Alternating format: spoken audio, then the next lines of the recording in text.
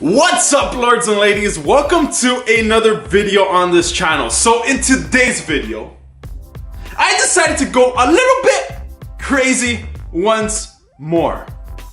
You see, not too long ago, I made a giant Oreo. And I thought to myself, what's gonna top a giant Oreo? A giant Kit Kat bar.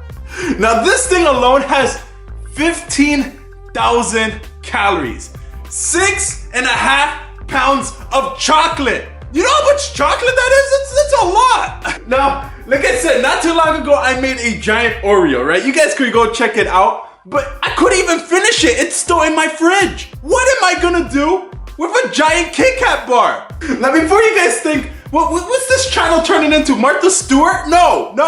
I'm not Martha Stewart, okay? But I did want to try making something new.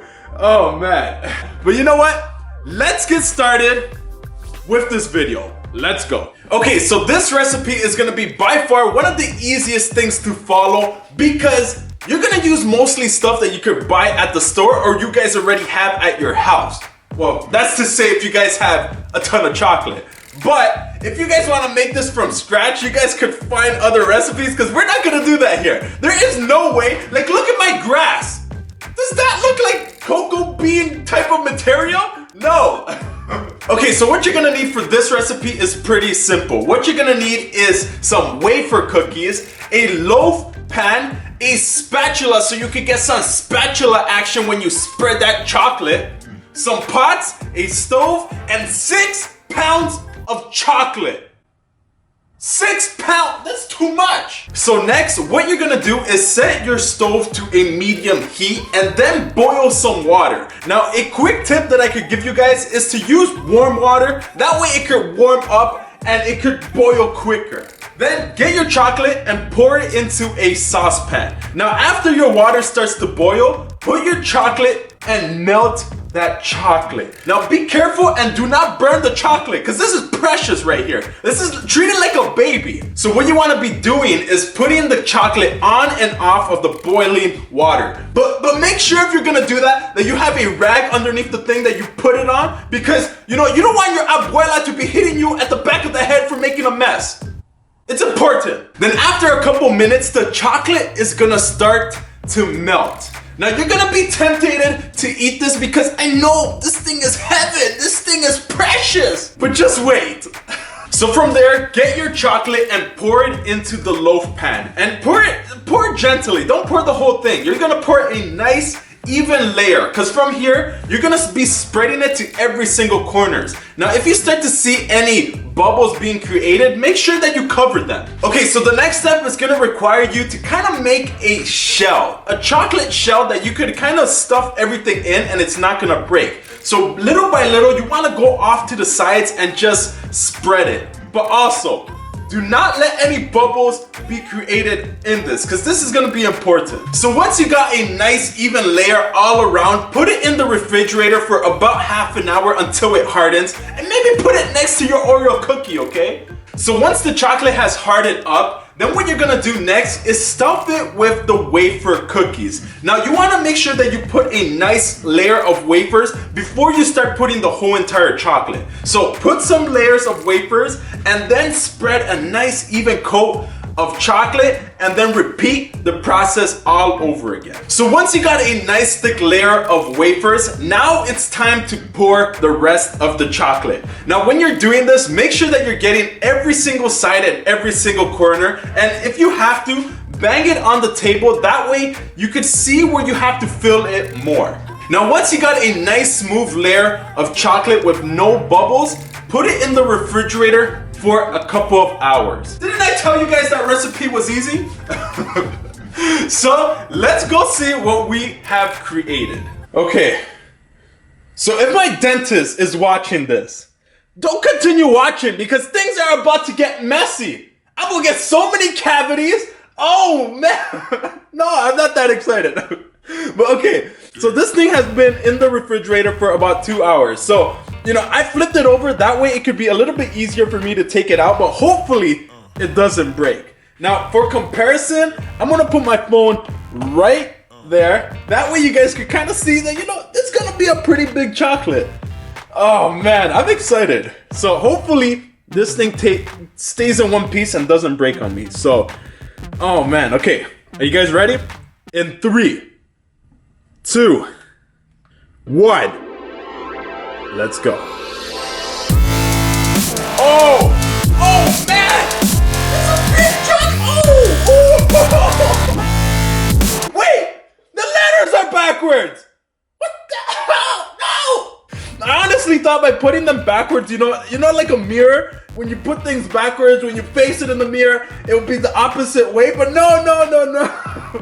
Are you serious? But check this out. This is my phone. That's the chocolate. Now with these letters, my honest plan, right? Because they're backwards, but my honest plan was, I carved things out. I was being so artistic. I'm like, this is gonna look so dope. It's gonna be the brand right on top of the chocolate. And all I was gonna do was just carve it out, similar, just slightly, and try to take them all out individually. That way it could have a nice imprint of the logo. But clearly, I put them backwards.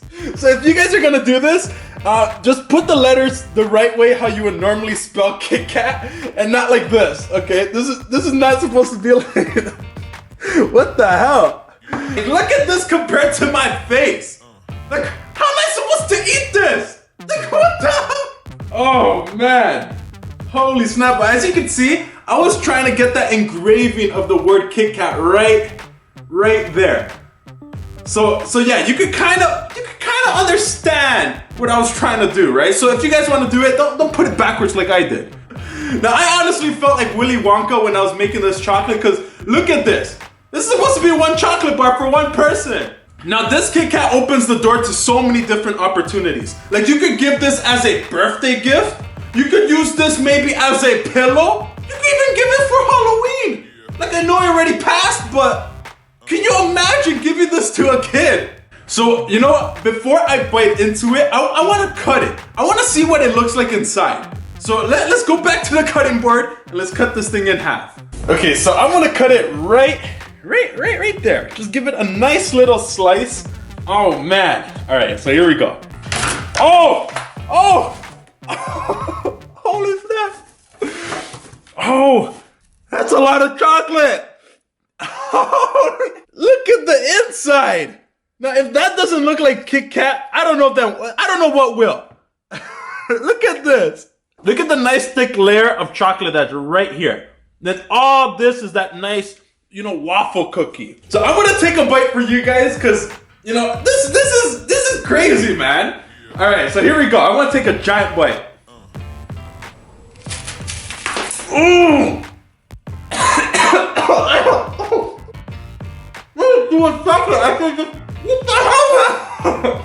What did I create? I'm probably gonna eat all of that, and that's not gonna be good for my health.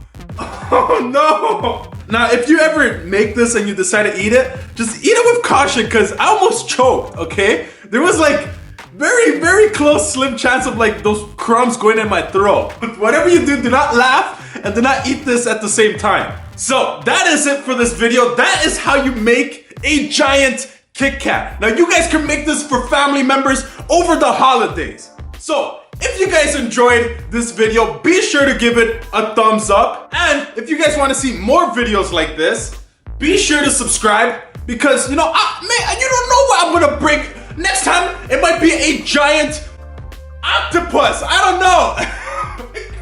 Octopus, really? That's oh. So if you guys enjoyed this video, thumbs it up. I'm Lord of Lion. Keep the blood pumping, and I'll see you guys in my next video. Peace. Thanks, thank you. Joshua, come back. You're taking my chocolate.